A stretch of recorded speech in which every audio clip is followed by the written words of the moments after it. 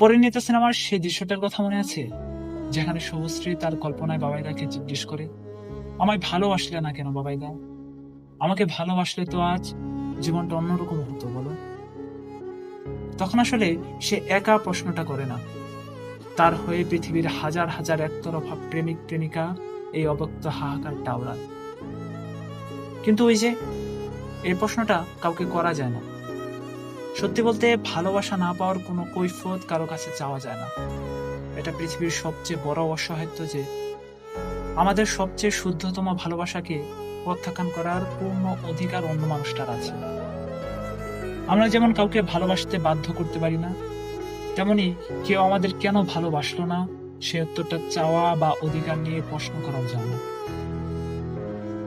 তবু আমার পৃথিবীর সমস্ত নিয়ম নীতিকে ধূলিসাৎ করে জাগতিক সকল বিবেচ্য বোধকে পাশ কাটিয়ে খুব জিজ্ঞেস করতে ইচ্ছে করে, তুমি আমার হলে না কেন সূর্যমুখী? তুমি আমার হলে তোমার চোখের ওই উদাস দৃষ্টিতে আমি এক আকাশ মুগ্ধতা এনে দিতাম। তোমার মন খারাপের দিনগুলোতে আমার কাঁদটা হতো তোমার জন্য পৃথিবীর সবচেয়ে নিরাপদ আশ্রয়।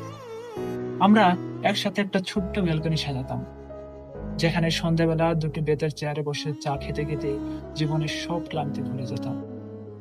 তুমি আমার হলে পৃথিবীর সমস্ত দুঃখ তোমার থেকে আড়াল করে রাখতাম। আমার পুরোটা সত্তা শুধু তোমাকে ঘিরেই আবর্তিত হতো।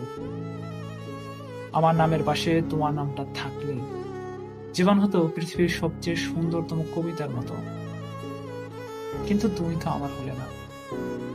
আমার এক বুক ভালোবাসা তোমাকে একটু ছুঁতে পারলো না। আর তুমি না থাকায় আমার জীবনটা হয়ে গেল থেমে থাকা একটি ঘড়ির মতো।